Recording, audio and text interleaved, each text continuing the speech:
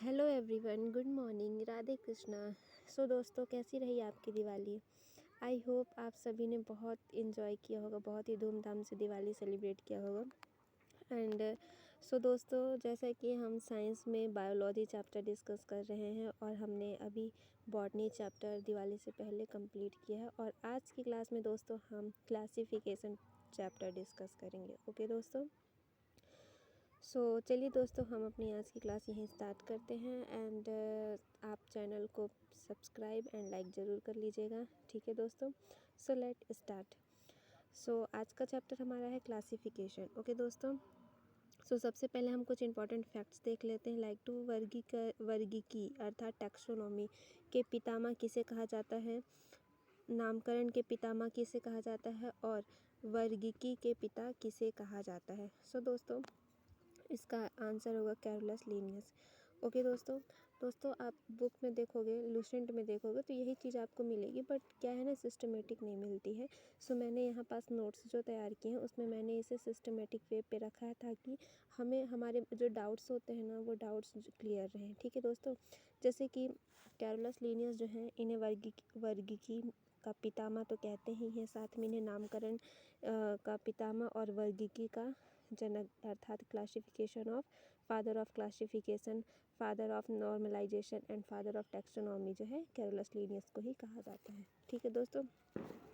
इसके अलावा हम चर्चा कर लेते हैं क्लासिफिकेशंस की। तो क्लासिफिकेशन में सबसे पहला आता है जगत, देन संघ, वर्ग, गण, कुल, वंश एंड जाति। ओके दोस्तों, in English kingdom, phylum, class, order,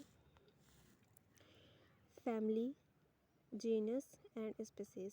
okay दोस्तों, इसके अलावा इसमें एक इम्पॉर्टेंट फैक्ट ये है दोस्तों कि वर्गीकी की सबसे बड़ी इकाई किसे कहा जाता है।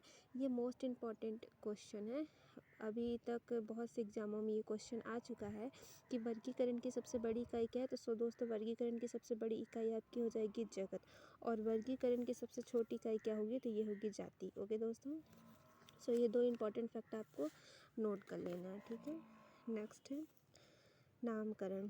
सो चैप्टर डिस्कस करने से पहले हम चैप्टर के कुछ इंपॉर्टेंट पॉइंट्स होते हैं उसे डिस्कस कर लेते हैं, ताकि चैप्टर अंडरस्टूड करना इजी हो जाए। ओके दोस्तों, सो सबसे पहला हमने देखा कैरोलस लीनियस के बारे में, देन हमने देखा कि क्लासिफिकेशंस जो हैं वो किस किस फॉर्म पे किए गए हैं, एंड अब हम देखेंगे नामकरण अर्थात कि नॉमिक्लेचर है क्या चीज़, ठीक है।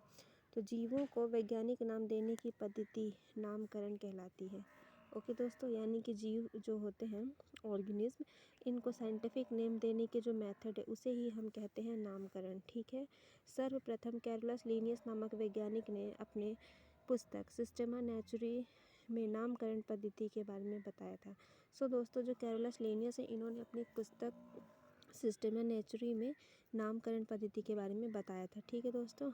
और इसीलिए कैरोलस लीनियस जो है, इन्हें नामकरण का पितामह कहा जाता है, क्योंकि उन्होंने ही इसका आविष्कार किया था, ठीक है दोस्तों। इसके बाद हम देखेंगे द्विनाम पद्धति, ठीक है, बाइनोमियल नोमेक्लेचर। सो इस पद्धति में प्रत्येक जीव को दो शब्दों का एक नाम दिया जाता है, जिसमें पहला शब्द वंश को तथा दूसरा नाम जाति को दर्शाता है, ठीक है दोस्तों।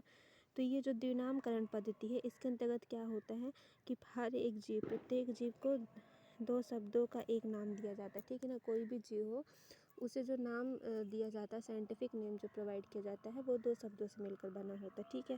पहला शब्द क्या इंडिकेट करता है, तो पहला शब्द जो है उसके वंश के बारे में बताता है कि वह जीव किस वंश से संबंधित है, और दूसरा नाम जो होता है वो जाति को दर्शाता है, मीन टू से स्पीसीज को दर्शाता है, ठीक है दोस्तों।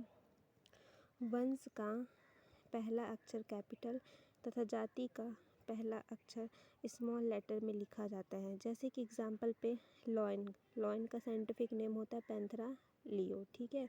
सो देखिए यहाँ पास जो आप देख सकते हो, वंश, ये जो पहला वर्ड लिखा है ये उसको, इसके लॉयन के वंश को इंडिकेट करता है, ठीक है। और इसका फर्स्ट लेटर जो है ये कैसा कैपिटल फॉर्म में है।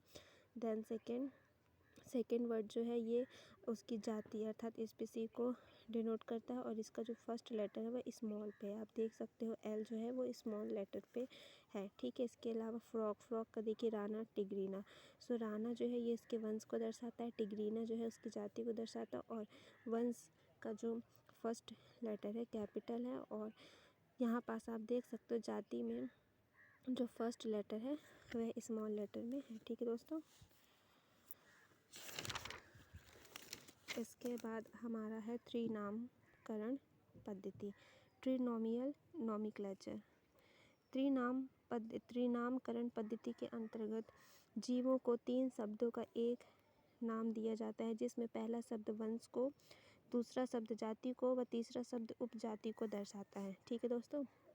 सो एज अ लाइक द्विनामकरण पद्धति, जिस प्रकार से द्विनामकरण पद्धति में जीव के वैज्ञानिक नाम को 2 शब्दों से बनाया गया है, उसी प्रकार त्रिनामकरण पद्धति में किसी भी जीव को जो वैज्ञानिक नाम दिया गया है तो उसे 3 अक्षरों से मिलकर बनाया गया। पहला उसके वंश को, दूसरा उसकी जाति को, और तीसरा उसकी उपजाति को दर्शाता है, ठीक है दोस्तों। एग्जाम्पल के लिए इंडियन क्रो, ठीक है। तो इंडियन क्रो का साइंटिफिक नेम क्या है? कार्वस स्पेल्डेंस, ठीक है दोस्तों। सो ये जो है आपका त्रिनामकरण पद्धति से निर्मित वैज्ञानिक नाम है, ठीक है दोस्तों। सो दोस्तों आपको आज की वीडियो कैसी लगी कमेंट करके मुझे बताइएगा। एंड अभी आपको अगर कोई डाउट हो तो मुझे ये भी बताइएगा कि आपको कहाँ पास क्या समझ में नहीं आ रहा है।